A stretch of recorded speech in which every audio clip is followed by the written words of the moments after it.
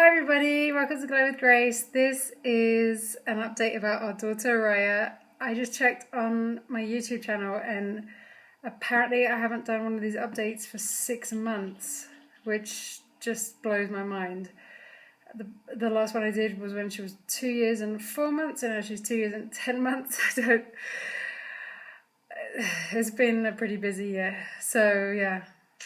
Did not mean to leave it this long, but here we are. She's 2 months away from being 3, so I thought I really better do something here, because I've been making notes ever since the last video. So there's like all these notes that I have that kind of seem a bit outdated now. Well, some major shifts that have happened in the last few months are to do with sleeping and nursing, which are, huge factors for any mum dealing with young children. She is nursing way less. She's down to pretty much right before going to sleep is like the kind of staple, and right on waking in the morning happens quite a lot still. And other than that, it's really only if she's like really upset about something, or she's had an accident or something, that she'll ask to nurse in the day, which for me is making a huge difference, in terms of my energy, what my body is using its energy for, all that kind of stuff. So yeah, for me it's a really welcome shift. We've kind of, gone backwards and forwards with that. It's been a process, and I've just let it play out as it plays out. She would kind of cut down more and then kind of go back again, and, just finding her way.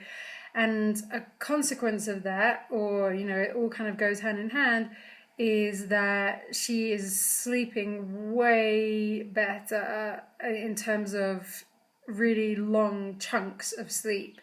And also, when she wakes up in the night, she will often put herself back to sleep.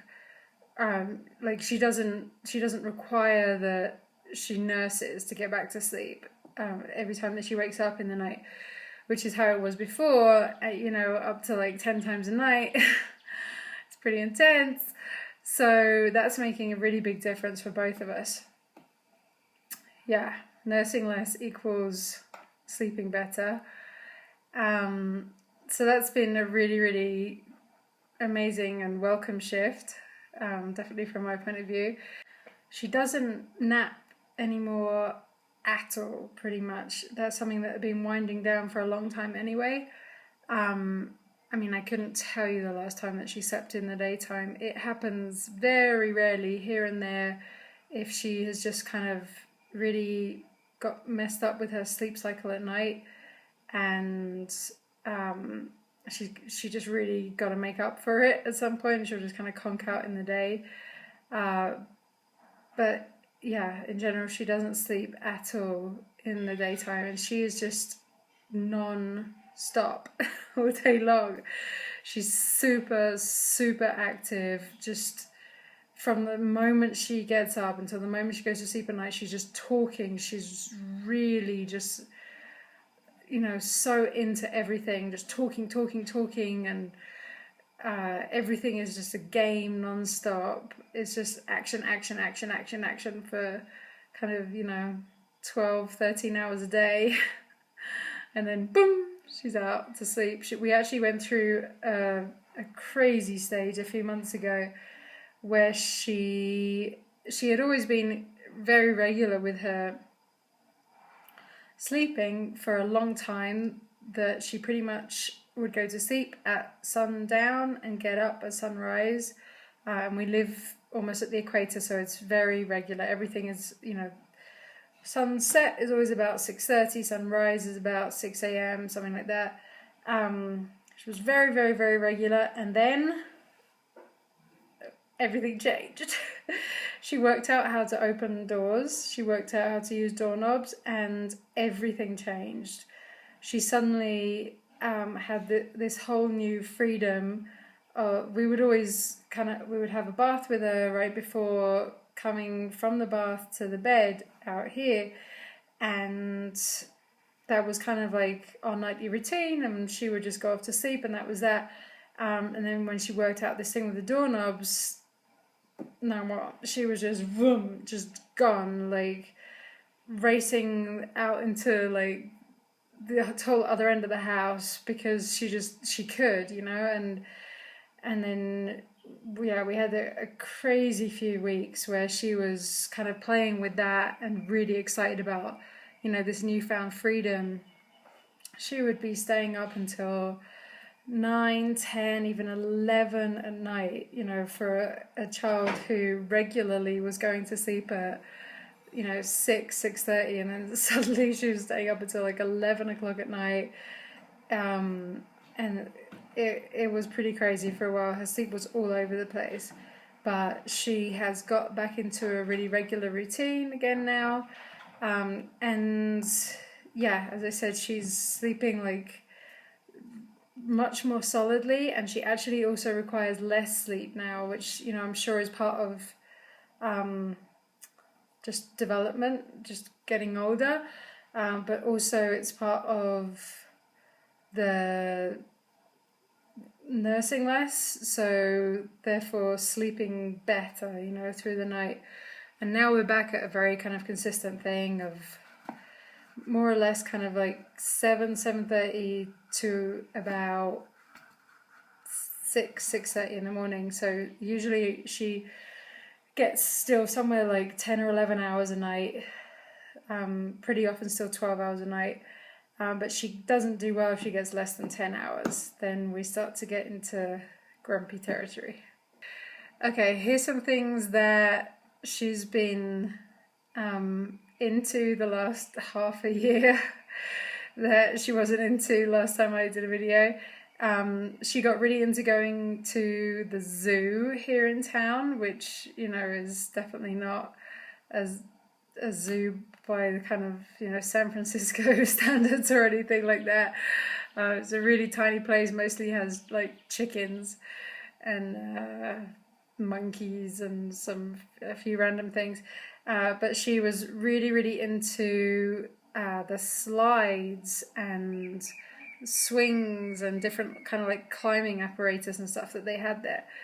And then we actually found another park in town that has all that kind of stuff and doesn't involve the zoo.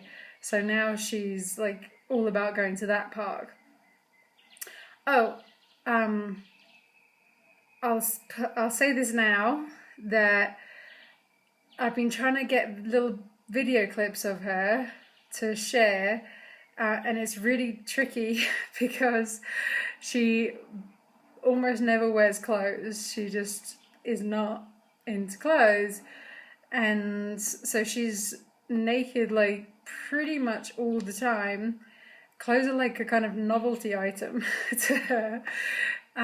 So it's really hard to get videos of her, but I did get a few recently, and I'll kind of try to slot those in here as and when appropriate.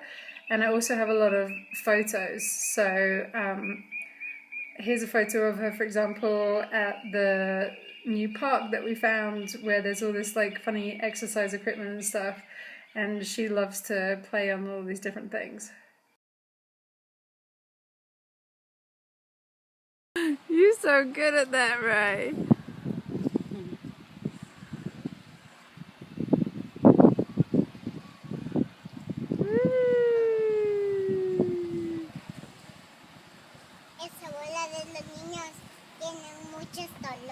It is very colourful.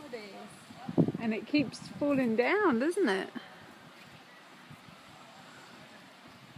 Right.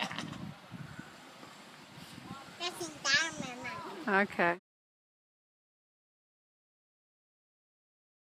Yeah, so we obviously realised that she really loves slides and swings and things like that, and she already had swings, so we got her a slide for here at home, and that's one of her favourite things. She's always sliding and working out different games with the slide and throwing different things down it. And she also loves to be covered with blankets as she's going down the slide, and then she says that she's like a peacock if it's a blue blanket, or a crocodile if it's a green blanket, and she just has all these games around her slide. She loves the slide. Something that she was saying for a good while, but I haven't actually heard her say this recently, but it always really amused me. She went through this stage of saying that everything that she saw was hers. You know, we would go out on a drive into town or something, and she'd be like, "That's my house, that's my cow, those are my horses," just everything. She thought that everything was hers. "That's my mountain." And yeah, she's not doing that at this point, but interesting concept that everything is hers. Some neighbours here got some alpacas, and she loves going to see the alpacas. There's 4 of them, all different colours, and she's just really interested in them. She loves to go and see them all the time, and they don't really make any noise except for and when they eat they go like this. And she often does both of those things. She'll just start going doing alpaca imitations. The endless whys began, oh my goodness, it must have been, yeah, like 6 months ago, probably, like way back when, after I did that last video. Yeah, they've kind of slowed off now by this point, but it was really intense for a while, just why everything non-stop all day long. Why, you know, and you answer one and then the next one comes. Anyone who's a parent knows how that goes. So yeah, it's kind of slowed down now. We are still struggling with traveling anywhere with her, literally going across to the other side of the town where we live and coming back, she will get travel sick. She's just super sensitive to like motion sickness stuff. It was my birthday last month, and I had really wanted to go somewhere special, maybe to a beach or a hot spring or something, and she just really didn't want to go. She was really upset about the idea. She was just like, "I'll be ill, I'll vomit," because that's just how it is, you know. And I have little, you know, like the wristband things, and you know, we try all the different tricks with her to help to make things better. And so far, it's just how it is. And we happen to live in a place where the roads are extremely bumpy and windy. You know, we're in the Andes, so it's kind of like not the best combination for traveling. And, you know, maybe she'll grow out of it in a while. I certainly hope so. Yeah, so in terms of clothes, as I said, she barely wears any clothes. And she also got into this thing where she kind of favors strongly new clothes. Like whenever she gets something new, which is kind of redundant because like she doesn't really wear clothes. But you know, if people give us clothes or something for her, she's really attached to those new things. And they're like the only things that she wants to wear, and she gets upset like if they're in the washing or something because she just wants them like right now. But you know, she'll just put them on for like 5 minutes and then she takes them off because she won't wear pajamas at night. And then, you know, we sleep kind of outside and she kicks her blankets up all the time. So that's kind of actually the main reason why she still wakes up at night at all, is because she won't wear pajamas and she kicks the blankets off. So she gets cold, and then she's always waking, mama, mama, and then I just put the blankets back over her and she's out again. So the cool thing about the clothing thing with her is that she totally gets it, that when we're out in public, that we wear clothes. She no issue with that at all. We've always told her from when she was very young that it's a funny story, but it's true that if we go out in public and we don't have clothes on, then people think we're very strange and they might get upset and, you know, things like that, to try to help her to understand. And she's totally cool with that. You know, we'll go into town and she'll be naked the entire way there because she sees no point in putting clothes on. But once we get there and she realizes, okay, we're in town and there's people around, and I'm like, okay, you want to put this on? She's just like, yeah, like no issue at all. And she'll, you know, keep the clothes on the whole time that we're out. So that's a blessing. She's becoming very aware of the fact that there's two languages in her environment, English and Spanish. And it's just so cool for me. You know, I've said this many times, my degree is in linguistics. I've always had like a lot of fascination around language. It's so cool for me to see how that goes growing up bilingually, you know, especially like watching my own child going through that, how she deliberately is now translating between the two languages and asking questions like, how do you say this in Spanish and how do you say this in English? And it's like she totally gets it, you know, that there's these two languages going on, and she helps us, you know. If I don't know how to say something in Spanish, I can be like, hey, how do you say this? And she'll help me. So I feel like that's been a really huge blessing, having her growing up bilingually. It's really interesting to watch, especially for me. Another thing is that she's learning more and more songs all the time, and she's more interested in more songs. You may recall, if you've been watching these videos for a while, that she had this total block about me singing. She just never wanted me to sing. Or if I sang anything, she would be like, no, sing this. And there was one song, like one little nursery rhyme in Spanish, that she was be willing to listen to me singing and nothing else.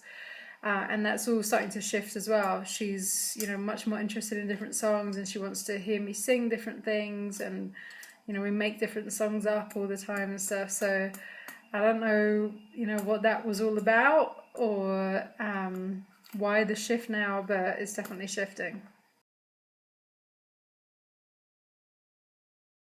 She is having fewer and fewer meltdowns, especially as we get nearer to the age of 3.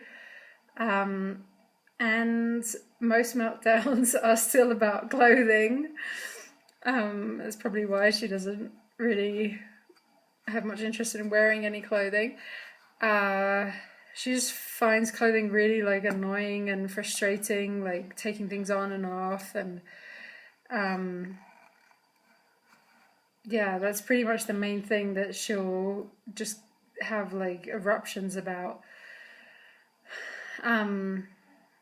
I feel like we're in a really interesting time right now where she's very, very close to the age of 3, and it feels like she's going through a mass of really subtle shifts, and that whole kind of like, whatever you want to call it, like temper tantrum, meltdown, outburst kind of stuff is definitely a big part of that. It's like she's just more and more able to cope with her environment, the things going on around her, things that just even a few months ago might have triggered her a lot. It's like everything's kind of balancing out more, you know, rather than these huge peaks and troughs of emotions. Everything's kind of coming to more of an equilibrium or something, and it's amazing to watch. or the really subtle little shifts day by day, how she's kind of settling into things more and more. Some of her favourite things that she's been playing with the last few months, she got sidewalk chalk. I think it's usually called, these big chalks that you draw with on the ground. Pretty much always our porch and various other parts of the house are just covered in drawings. She loves to draw and to colour things in. And yeah, those things, I mean, she just has passed hours and hours and hours playing with those sidewalk chalks in the last months. She gets so much joy out of them. And also mag formers. I don't know if that's something that most people are familiar with these days. I'd never heard of them. But it's these magnetic toys that are kind of like all different shapes, like triangles and squares and pentagons and stuff like that. And you can fit them together. They all like magnetize together into different 3D forms. And they're really cool. Like, I had never heard of them, didn't know what they were, but some friends had them, and Mr. Monarch heard about it, and he was like, I'm going to get these for her. Totally worth it. Like, they seem expensive, they are expensive, but like the fun and the hours and hours of entertainment that you get out of them, like not just for her, but they're even fun for us, you know, like we're always making different like castles and airplanes and all these different things. They would be definitely one of my top choices for, I would say, like, I don't know, 2 years and onwards probably, maybe even earlier than that. She absolutely loves them. They've been a total blessing. Another thing that arrived very recently that she is absolutely loving playing with is we got a new puppy.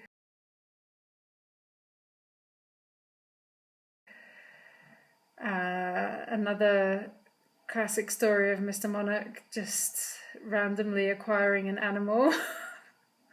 This happens a lot.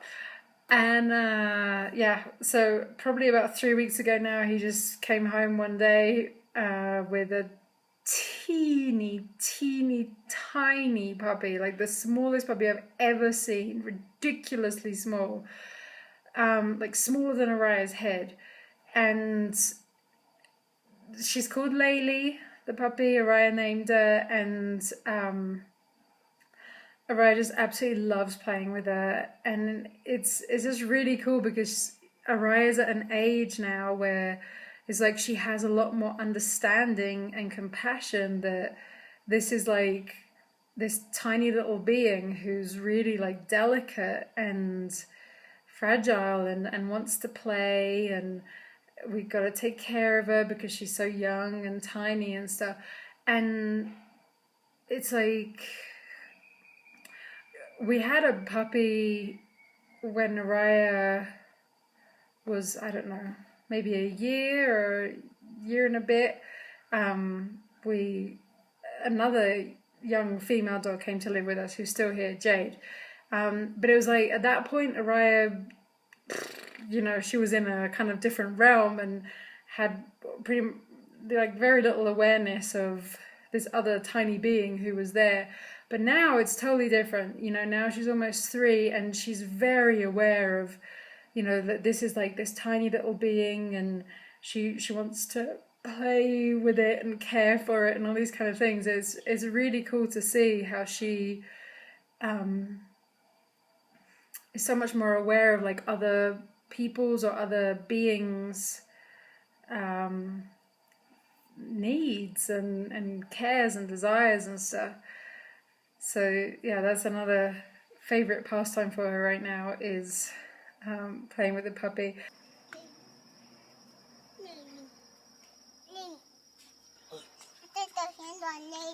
Yeah, where are you going with her?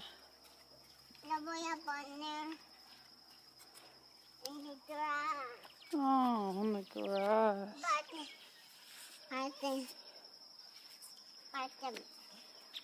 para que él vea el pasaje Lord.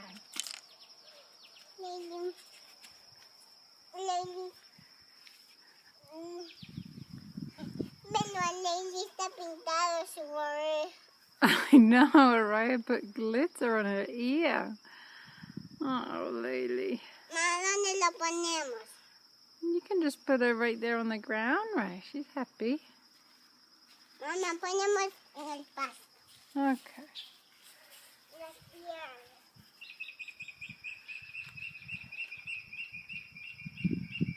Okay, something else from a few months ago now. We had another retreat here on our land, raw food retreat, massive people.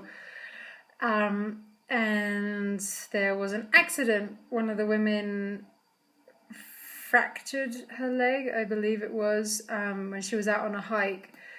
And Oria just became absolutely fascinated with this woman who had this injury. She called her the girl with the owl on her foot, on her leg. She said it in Spanish, la niña con owl en tu piecito is what she would always call her. And she was just fascinated, always asking, like, where is she and what's she doing? And can she walk? And this woman had crutches and like a special boot to hold her leg and stuff like that. And she was like, Oria was making up these games all the time where her dolls would all have crutches and walking around, you know, holding her leg up saying, I'm the woman with the owl on her leg. And this went on for weeks and weeks and weeks, like way beyond the retreat. She was just really, really fascinated with this whole thing, and it was just interesting, you know. I don't know if that's going to be some indication of one of her interests in life, like if she is going to pursue some path of like healing or medicine or something, I don't know, but it was like this major thing for her. Yeah, the woman with the owl on her leg. Oh, and she also started to, she has these little dolls. She started to rip the legs off of the dolls. Like, she has all these dolls now that only have one leg. Because of this whole, like, fascination thing, she was, like, you know, taking the legs off everyone so that they couldn't walk right. And so, oh, something else that she loves to play with is bubbles and water. That will keep her entertained for ages as well, like liquid soap of some kind, you know, like hand soap or even just like shampoo, like whatever we have, and just all different kind of containers of water. She'll just play with that for hours, especially like, you know, it's sunny here a lot of the time and she'll just be out in the sun, just throwing water around everywhere and playing with bubbles. She loves to also play around with names. This has been ongoing for a long time, but she'll say all the time that she's other people, like the names of people who she knows. She'll say, for example, one of the guys who works in the garden, she'll be like, I'm Juan and you're Saul, and then actually I'm Jorge and you're Juan, and the names of the animals as well. She'll be like, I'm Gypsy and you're Baloo, and I'm Jade and you're Simba, and it just goes on and on and on all day long, and you've got to always address her by the name that she said that she is, otherwise she'll be like, no, I'm Baloo, or whatever it is. It's very real to her. So yeah, she's always playing around with names. She likes to say that people are either like a baby version or a big version of those different names. So for example, she'll say, you're baby Juan and I'm the big Juan, and you're baby Simba, all these different things. And she started to scream at the workers their babies is hilarious. You know, we have all these guys working in the gardens. They're like, there's quite a kind of machismo here. You know, like they're kind of guys, and she'll be like, hey, you're a baby. She'll be like screaming across the garden, and they're like, okay. She has like zero concern about talking to them like that, and they all, you know, adore her. It's just pretty funny. You're a baby. What else? Oh, she somehow, I don't even know how this happened, but she got into watching this Russian cartoon with her dad. I don't really do any computer stuff with her at all, except if she wants to look at photos of herself, which are all on my computer. But I'm just not into it. I feel like she's growing up in a time when there's going to be like so much technology exposure to her, probably in her lifetime. Like I don't go there at this point. But she really, somehow she got into watching this Russian cartoon with him that's called Masha and the Bear in English. But she watches it in Russian. There's no, you know, like English voiceover or anything like that, or Spanish voiceover. The whole thing is just Russian all the time, and she absolutely loves this thing. She's just obsessed with like this Russian cartoon, which is really interesting. You know, when I was studying linguistics, I learned that for first language acquisition, like for your mother tongue, trying to learn it from media sources doesn't go well. You got to learn it from a human. But second language acquisition and onwards, you do pretty well often using media sources. So she already has two languages going on. So I'm really curious if watching this Russian cartoon, she's like picking up Russian to some degree. And already she's kind of correcting me because the little girl in the cartoon is always talking to the bear in the cartoon, and she says Mishka, something like that. Like that's what she calls him. I guess it means bear in Russian. I have no idea. But I'll say it, and she'll be like, Araya will correct me on the pronunciation. It's like she's very kind of tuned into this. And it's interesting because Mr. Monarch's side of the family apparently all came from Russia originally. So yeah, she has this whole Russian thing going on. I think that's most of what I wanted to share. I'm just really interested and excited and curious about this stage that she's at now, coming right up to 3. I often hear people say that, you know, people talk about the terrible 2s. And then I hear a lot of other people talking about how actually it's the 3s that are even more challenging. So, I don't know, I'm just really curious where things are going. I feel like she's going through these really, really interesting subtle shifts, and that she's just becoming, you know, more and more capable and able and independent and all these things. And it seems like the 3-year-old stage has a lot to do with kind of asserting independence, and I'm curious if for a lot of people that feels like the challenge, like they feel very confronted by that kind of blossoming independence or something. For me, I'm like excited by the different things that she's exploring and choosing for herself and stuff. So I don't know, we'll find out as we go, right?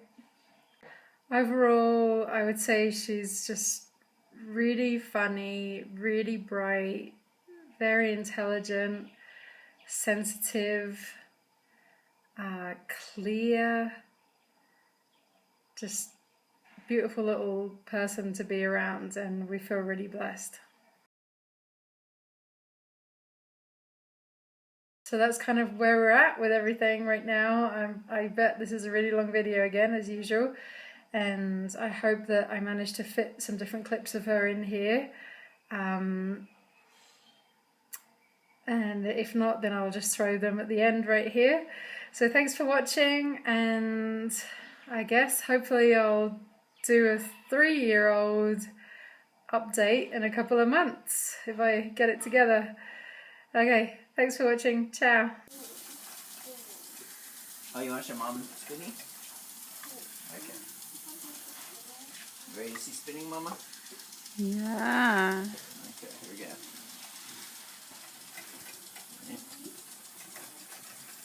This isn't really it yet. Okay, here we go.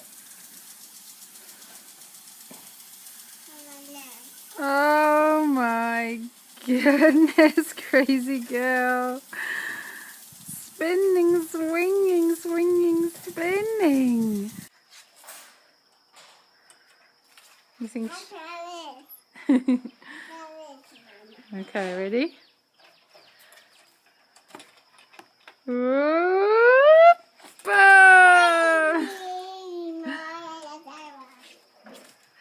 You're going in the trees. You're going so high.